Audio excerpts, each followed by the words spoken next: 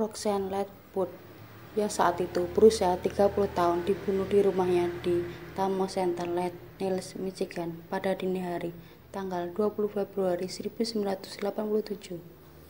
Roxanne lahir 15 April tahun 1956 di Nash dan bekerja di Departemen Pelayanan Pelanggan di Automatic Medan Plastic di South Bend, Indiana. Pada malam 19 Februari 1987, dia keluar bersama suaminya yang bernama Terry Wood di West Bowling Lane, Shrapnel. Roxanne pergi sebelum suaminya sekitar pukul 12:30 siang dengan jet Cavalry tahun 1984 miliknya dan tidak akan pernah dilihat lagi. Terry menemukan tubuh istrinya sekitar pukul 1 dini hari pada tanggal 20 Februari 1987. Korban pingsan dalam genangan darah di lantai dapur dan sebuah sarung pisau kosong ditemukan di dekat tubuhnya. Senjata pembunuhan itu diyakini sebagai pisau fillet dari lajar dapur, tapi pisau itu tidak pernah ditemukan. Dia mengenakan pakaian tidur. Tidak ada tanda-tanda masuk paksa ke rumah tersebut, dan penyidik kemudian mengetahui bahwa Terry menemukan pintu belakang terbuka. Tampaknya dia telah dilecehkan dan ditikam berkali-kali. Tenggorokannya telah digorok dan tampaknya telah dipotong setelah kematiannya. South Bend Tribune melaporkan bahwa tenggorokannya kemungkinan telah digorok saat dia tidak sadarkan diri, dan tampaknya dia pertama kali dipukul di kepala dengan panci dapur. Dia dipukul dengan kekuatan sedemikian rupa sehingga gagang panci patah karena benturan. Terry dan Roxanne Wood telah tinggal di alamat Tamo Center Lane selama sekitar 2,5 tahun sebelum Roxanne dibunuh secara brutal. Mereka tidak memiliki anak, dan Roxanne sendirian di rumah ketika dia diserang secara brutal dan dibunuh oleh seorang yang tidak dikenal. Pada bulan April, suami Roxanne, Terry, memberikan hadiah $15.000 bagi siapa saja yang dapat memberikan informasi yang akan mengarah pada penangkapan dan penghukuman pembunuhnya. Terry Wood dianggap sebagai tersangka dalam kasus tersebut, namun sampel DNA yang diambil beberapa tahun kemudian tidak cocok dengan Terry. Pada tahun 2001, lebih dari 200 orang diwawancara, tapi tidak membawa penyelidik untuk memecahkan kasus tersebut.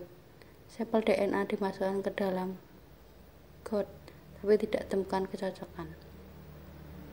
Kasus tersebut diumumkan setelah diselesaikan awal tahun. Pada 18 Maret mengidentifikasi Patrick Wayne Gilham yang berusia 67 tahun sebagai pembunuhan Roxanne. Dia ditangkap pada 18 Februari 2022 dan tidak mengajukan keberatan atas pembunuhan tingkat 2 bulan lalu dan akan tetap dipenjara selama 23 tahun. Kasus ini tetap jadi pertanyaan sampai mahasiswa peradilan pidana di Universitas Michigan Barat dan profesor mereka, Dr. Aislinn Kirsten, bekerja dengan Kepolisian Negara bagian Michigan untuk akhirnya memecahkan kasus tersebut.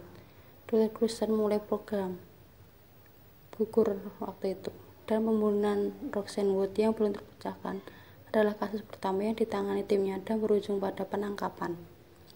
Selama beberapa bulan, mahasiswa Ashley dan Kurt Huber menggunakan lebih dari 1.200 jam waktu mereka untuk memindai dan mendigitalkan beberapa kotak bukti dan dokumen yang berkaitan dengan kasus Wood, mendigitalkan file tulisan tangan dan mengaturnya dengan bantuan perangkat lunak pengenalan karakter, memungkinkan detektif menelusuri file dan mencari nama, tanggal, dan kata kunci tersebut.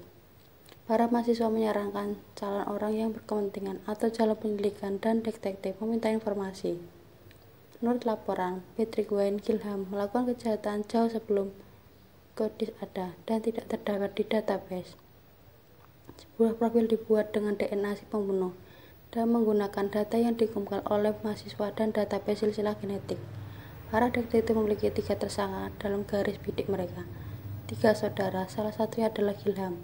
Mereka mengikuti Gilham menunggu kesempatan mengumpulkan sampel DNA.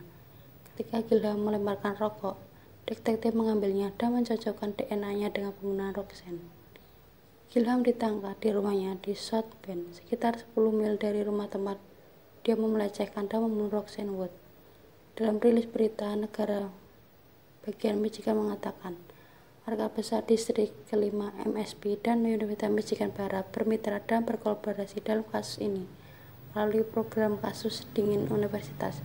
Program ini memberikan dukungan organisasi dan informasi yang terdiri dari mahasiswa dan direkturnya.